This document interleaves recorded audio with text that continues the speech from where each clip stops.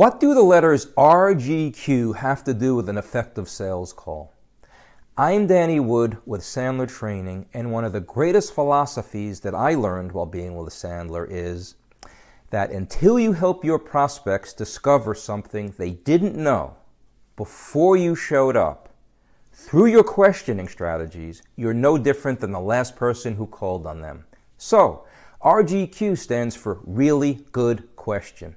How many times do you hear that in your sales calls? Do you have your questions prepared? Let me share 3 of the questions I ask when sitting with business owners, presidents, or VPs of sales at a company.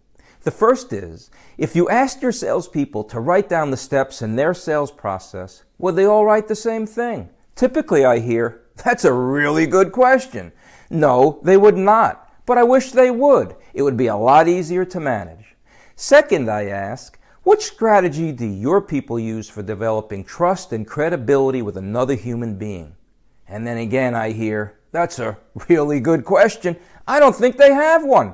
My third question is, what type of cookbook do your people follow that reverse engineers their personal and business goals to their quarterly, monthly, weekly, and daily behaviors they need to do to achieve them? And typically I hear, you guessed it, that's a really good question. I think that would be extremely helpful. But I wouldn't even know where to begin. So, keep in mind, your credibility and expertise is established by the questions you ask, not by the information you dispense. This approach makes your prospects scrutinize what they're currently doing and discover for themselves it may not be in their best interest to continue doing it that way. Until next time, make it your goal to get at least 3 RGQs on your next sales call.